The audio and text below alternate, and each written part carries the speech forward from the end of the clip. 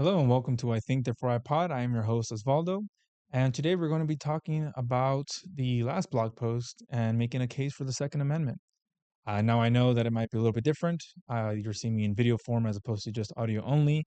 I know this is just a few episodes in, and we're already having these changes, but nonetheless, I wanted to make this change just because I've seen that or read that it can promote more visibility, and I'm trying to actually use this in other platforms, not just Spotify and Apple Podcasts. And so that's part of the reason for this change. And so it is. And I know it's been a while since I've last done any kind of content, whether that's a blog post or podcast. And part of that was one, I've been kind of busy with the holidays, but that's not really an excuse. I think it's also because I was a little nervous about talking about this particular topic being the Second Amendment or guns, because I know a lot of people feel strongly about it.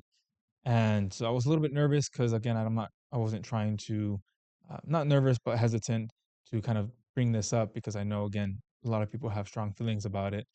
And I also talked a little bit about Charlie Kirk in that blog post, and I know a lot of people have strong feelings about that as well. Um, and in terms of that, in terms of the whole Second Amendment thing, what this blog post kind of wanted to do, the main topic or the main point that I was trying to make in that blog post was that was kind of tying it into what the previous blog post which was the solving America's crime. And we saw that, and that was part and parcel of the whole situation with the National Guard being sent to different cities, specifically cities that Donald Trump didn't seem to like the way that they were doing things. And so I kind of made a point in that blog post that that's not really a very economical way of solving crime. It's just a very temporary band-aid fix that is not really addressing the fundamental issues that we see when it comes to crime. Not to say that there's an exact formula as to or exact reason why people commit crime, but that's definitely not going to be solving the issue. You're just sending a standing army to police people, and that's kind of why the Second Amendment was created. I made reference to that in the blog post and kind of linked to the website, the government website that kind of outlines the history behind the thinking of the Second Amendment. And it in itself says that that was the reason for doing it. You know, they wanted to avoid or dissuade the government from placing a standing army to police the citizens and the people of the country.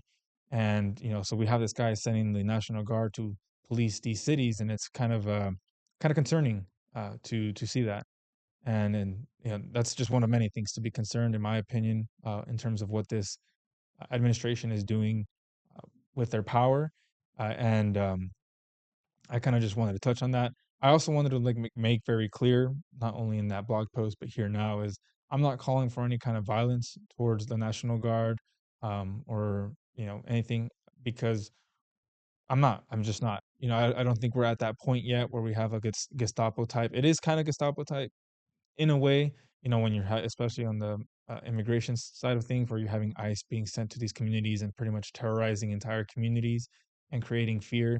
I've seen it firsthand where I live, and it's just very disheartening to see what a community comes to when they're um, pushed down in fear.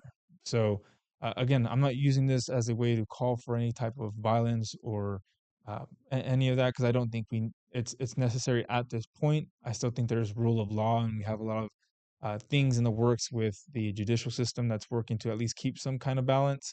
I know it can be a little bit disheartening to see, especially since a lot of the people in the court system now are have been appointees of Trump, or especially at the Supreme Court level.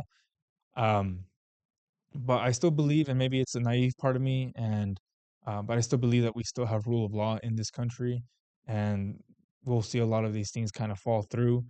But I'm just kind of pretty much saying that we do have a reason to have the Second Amendment, and that's to prevent the government from trying to overpower us and intimidate us, because they're going to think a little bit more on doing so if the citizens, the people are armed and can fight back. So that's pretty much the main gist of the situation. I know I make reference to the fact that gun violence is very much a U.S. issue, especially with the school shootings that we see. That is very much a U.S. issue, and there's a lot to be done. Because a lot of it is an enforcement issue. You have a lot of states that have very strict gun control, but their neighboring states don't, and so it kind of defeats the whole purpose. And I think there's definitely a need for a more stringent enforcement across states that it's kind of a baseline, and it needs to be common sense gun laws. And I don't know why. I mean, I know why, and part of it is because we have the NRA lobbying all of our politicians who are supposed to be for the people, but are really for themselves and their own pockets. And so it's disheartening without a doubt. And I can say that I'm disheartened. And thoughts and prayers only get you so far when you see these heinous acts being done. And I think it's also kind of scary that you saw, and I'll link to a couple of those articles in the show notes from the Wall Street Journal, where you're seeing a lot of stand your ground states, and Florida being one of them. Um, you're seeing what's called justifiable homicides, an uptick in justifiable homicides, and pretty much the basic breakdown of that is you have these states that have those stand your ground laws where you're pretty much allowed to kill someone who tries to intrude onto your house or in self defense, pretty much, but that's now extending outside of the house and going and working in public situations. And a couple of those articles will go over some of those situations, like you saw one where a neighbor killed another neighbor. You saw one where there was a shootout at a bar, and so it's pretty scary to see that someone's able to kill someone and just claim that it was in self defense, and then pretty much gives them the green light to kill someone, and it's a little bit scary. And not a little bit; it's very scary, and definitely something that I think needs to be addressed to a certain level. And again, if our politicians would just start acting right and actually care for the people, we would see some of that common sense gun laws being more, being enforced and implemented. Not to say that gun control fixes everything. I mean, you saw just recently in Australia, which has one of the most strict gun laws in the world. They just had an act of terrorism where people who had lawfully attained guns committed uh, a terrorist act. So now they're reconsidering maybe making it even more strict. But that was a very rare event. I think from what I've read, it had been 30 years since they had something come even close to that. And so it definitely works. And it's just a matter of there being a political will, which I believe there is, but just holding our politicians um, accountable for these kinds of things and actually pushing them for these kinds of laws. Because there's just some things that just you need to be enforcing me if it's such a problem, because public school shoot or not public, school shootings in general is, like I said, a very much a U.S. issue.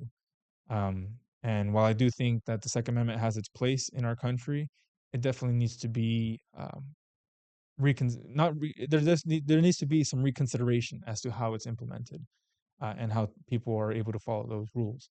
So that was pretty much what I wanted to talk about in that sense. Um, just because again, it's very much something that the U.S. has a big issue with. And like I said, part of the reason why I was nervous about it was because I know some people are just completely against guns at all.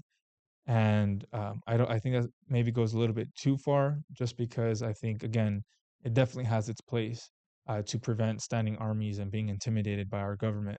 But on the other hand, it needs to be implemented in such a way that still protects those freedoms, but we see actual change so that we don't see a lot of the school shootings that we've been seeing over the past couple of decades.